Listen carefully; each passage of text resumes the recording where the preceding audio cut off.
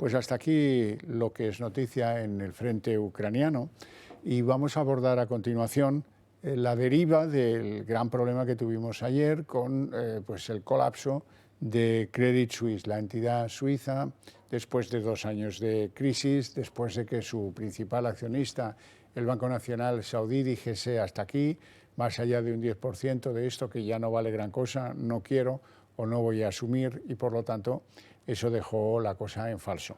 Hoy hemos conocido que al final Credit Suisse ha pedido el concurso del Banco Central Suizo y va a contar con 50.600 millones de euros para acudir a que no se desplome definitivamente esta entidad, que era la número 2 del país, la número 2 de Suiza.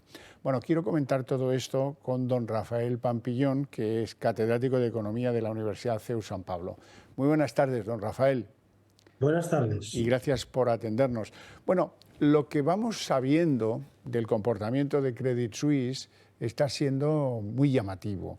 Vamos conociendo cómo sus decisiones han sido no solo erráticas, sino que incluso han tenido un punto de rozar la legalidad vigente en muchas cosas. Sobre todo contrasta que no acudieran primero al Banco Central Suizo a pedir ese rescate y evitarse el trago de lo que vimos ayer. ¿Qué le parece a usted?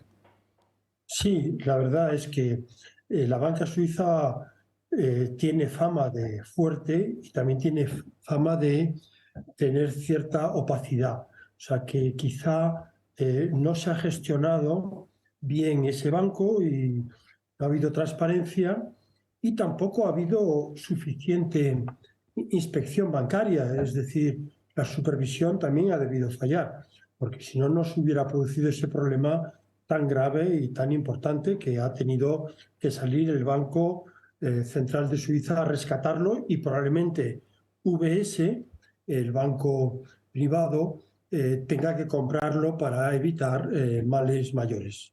¿Tiene usted la sensación de que el mecanismo de regulación de los bancos suizos no ha hecho los deberes correctamente? Esto es una crisis que lleva 2 años en la picota del Credit Suisse y, por contra, le quiero preguntar a propósito de si la regulación en la zona euro sobre las entidades financieras se está comportando adecuadamente y nos asegura que no vamos a tener un impacto más allá del temor lógico en las bolsas del primer día de la crisis.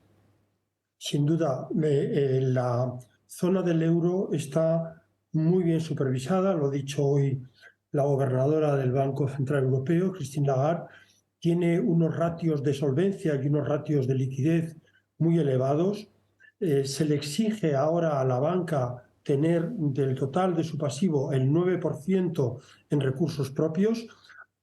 Permanentemente el BCE, el supervisor, está pidiendo papeles, información, o sea, algo que era imposible en Europa que ocurriera, lo que ocurrió en el banco americano, en el Silicon Valley Bank, donde tenían todo el pasivo de depósitos de empresas tecnológicas y el activo todo en deuda pública americana. O sea que esto es imposible que se produzca este tipo de fallos.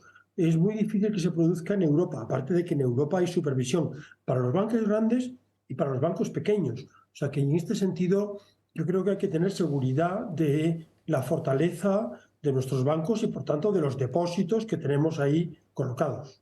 El banco suizo era un bancazo, no era un banco chiquitín como el de el Silicon Valley Bank o pequeño. El banco suizo iba perdiendo depósitos en los últimos meses como 110.000 millones de francos suizos. Resulta inverosímil que las autoridades financieras suizas no hayan actuado antes. Sin duda. Eso, aparte de que pudiera haber algún tipo de empresa de supervisión, alguna auditoría, que en todos los bancos también hay auditorías externas para ver cómo está la cosa, pues hayan fallado. O sea que ha fallado la gestión y ha fallado la supervisión. Profesor Pampillón, el impacto sobre las entidades españolas.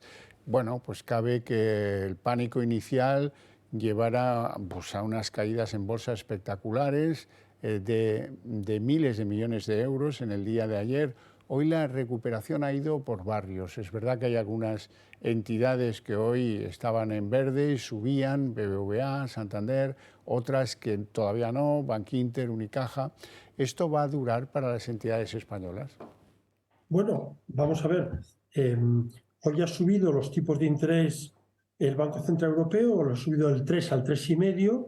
Todavía estamos un punto por debajo del tipo de interés de la Reserva Federal de Estados Unidos, que está en el 4,5. O sea que a mí me parece que con una inflación mucho mayor que la americana, nosotros tenemos un 8,5 de crecimiento de precios anual y Estados Unidos solo un 6%.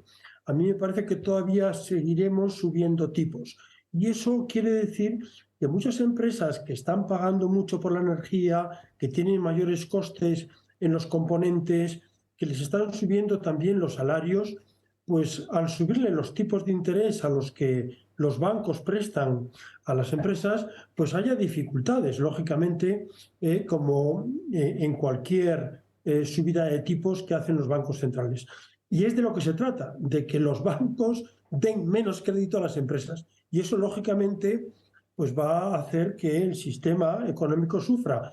Pero ese sufrimiento hay que soportarlo para poder bajar esa inflación que tenemos tan alta, tan elevada y que está, sin duda, distorsionando mucho la economía. Los sufrientes ciudadanos, los que tienen hipotecas en variable o los que han accedido a la hipoteca hace poco, se van a encontrar con una situación muy compleja por esa subida de tipos. Nadie discute el efecto benéfico que se pretende con ella, porque la inflación nos hace más pobres a todos y eso es evidente, pero esto aboca no solo a las empresas, sino a un grupo de los ciudadanos de este país a una situación muy complicada.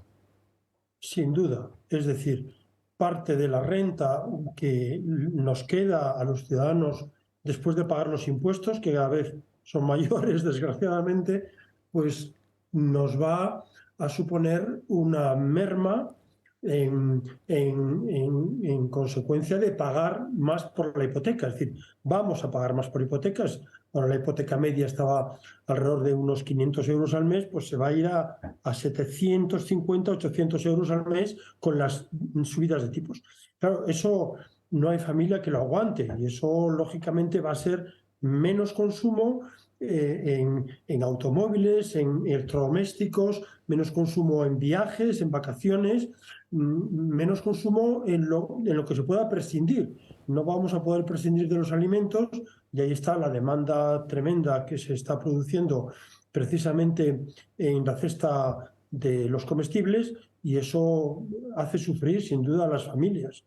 Bueno, Y eso es evidente que no es un plato de gusto tener un shock de demanda, pero si el gobierno quiere combatir esa situación de extrema necesidad de los que tienen contraídas hipotecas o tienen créditos que van a subir, pues nos lleva a la casilla de salida. Hay que deflactar la inflación de los impuestos, que es la manera de poner más dinero en los bolsillos de esos sufrientes de la situación, ¿no?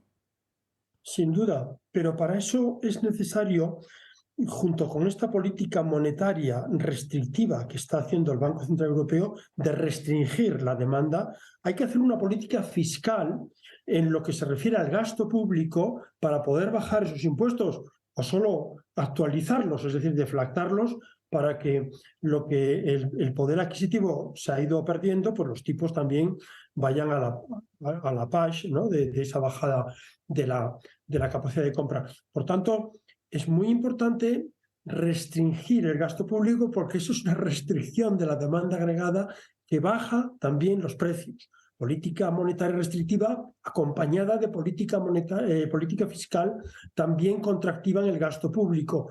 Y esa es la asignatura pendiente que no conseguimos aprobar porque estamos ante un gobierno que gasta mucho y que tiene, lógicamente, un año electoral, pues muchos compromisos con otros partidos políticos, con otras comunidades autónomas, de los que necesitan sus votos para poder mantenerse en el poder y poder seguir gobernando. ¿Qué ¿Qué opina usted de la reforma de las pensiones? ¿Es otro dogal en la vida empresarial española? ¿Ahora es una dificultad nueva añadida? ¿Le parece a usted que esto afecta a los costes laborales de manera importante? ¿O es de la opinión de lo que nos vende el ministro Escrivá, que tan solo es unos céntimos en el coste de la hora trabajada? No, no, vamos a ver, es a partir de los 4.500 euros al mes.